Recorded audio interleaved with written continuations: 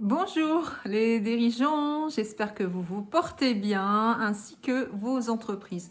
Aujourd'hui, une envie de vous parler d'un sujet que je rencontre souvent en séance découverte. Donc dans les personnes qui viennent à moi pour découvrir mon accompagnement, savoir comment je travaille, donc je les questionne sur quel est le problème numéro un qu'ils rencontrent. Et généralement, la réponse qui revient souvent, c'est je pense que j'ai un problème de leadership. Donc le mot leadership revient souvent dans les demandes de mes clients. Et en réalité, c'est un mot qui m'interpelle énormément parce que je me dis à chaque fois, c'est encore un mot à la mode, voire à la limite un mot valise. Et je me dis à chaque fois, mais qu'est-ce qui se cache derrière le mot leadership? Et qu'est-ce que ça veut dire réellement? J'ai besoin de plus de leadership. Donc ce que je constate dans cette recherche de leadership, c'est qu'il y a beaucoup de volonté d'avoir quelque chose de miraculeux, en fait, de dire, ah, bon, bah, je pense de toute façon que c'est le leadership qui doit résoudre pas mal de problèmes, où je vais aller regarder des théories de management, comment je peux, en suivant un logigramme, une liste d'actions, 1, 2, 3, si j'actionne 1, 2, 3, 4, 5, 6, 7, 8, 9, 10, bim, le leadership va arriver. Bon, ça ne se passe pas comme ça. Dans la réalité des faits, on voit bien que toi, en tant que dirigeant dans ton quotidien, quand tu es dans ton opérationnel, à gérer des conflits, à gérer des collaborateurs, à animer des équipes, c'est pas en actionnant un logigramme d'action que ça va se résoudre. Donc en réalité, moi ce que j'entends, ce que j'ai envie de te partager dans cette vidéo, c'est que moi, qu'est-ce que j'entends derrière cette demande-là, en fait? Quel est le vrai problème ou le vrai besoin? Le vrai besoin, c'est de développer du pouvoir d'influence et du pouvoir d'attraction. Donc, pouvoir d'attraction et d'influence. D'attraction, c'est que dans ton entreprise, par ce que tu incarnes, par ce que tu arrives à dégager à travers ta marque, ton projet d'entreprise, tu attires à toi les bons profils, tu attires à toi les bons collaborateurs.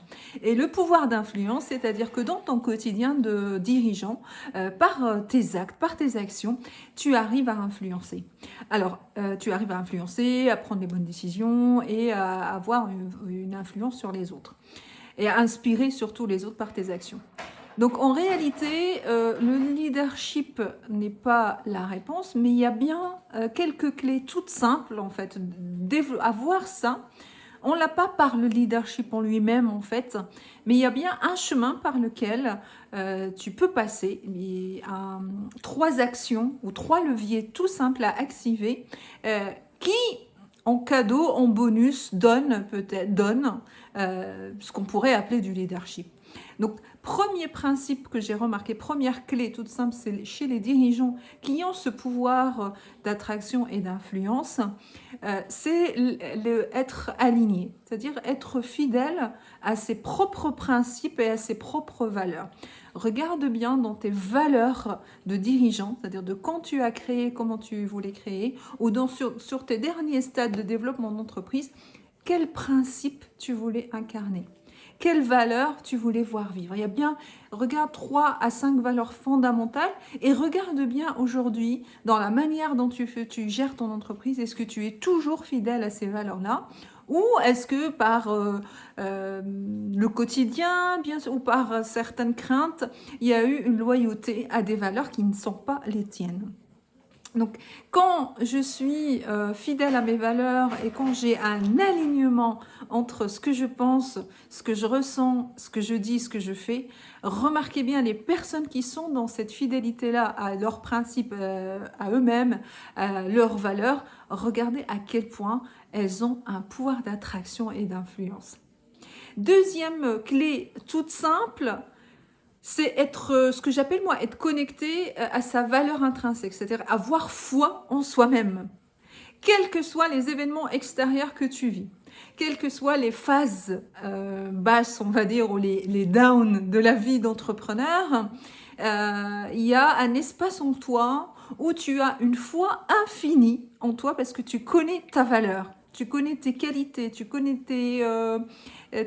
qualités, tes 5 qualités fondamentales. Tu sais vers où tu veux emmener cette entreprise, pourquoi tu l'as créée et vers quoi tu veux contribuer à plus grand. Pourquoi tu as créé et quelle est ta valeur en fait, quelle est la foi que tu développes en toi et qui te permet d'accomplir tout cela. Dernière clé toute simple à laquelle je crois énormément, à laquelle je parle souvent de laquelle je parle souvent dans mes vidéos et mes webinaires, c'est ce que j'appelle le feu sacré de l'entrepreneur. C'est-à-dire, regarde bien, est-ce que la flamme du démarrage est toujours là? Comment tu nourris la passion dans ta manière d'entreprendre? Quel bois tu mets dans ton feu sacré d'entrepreneur, cette flamme, cette excitation qu'on a facilement sur les premières années de création, mais qui des fois, par le temps, ça arrive à s'éteindre et s'étioler.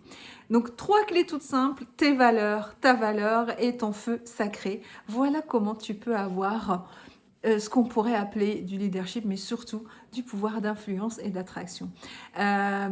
Ces 3 pas, c'est ce qu'on travaille dans le programme Horizon. Si tu as envie d'en savoir plus, n'hésite surtout pas à me contacter. À très bientôt.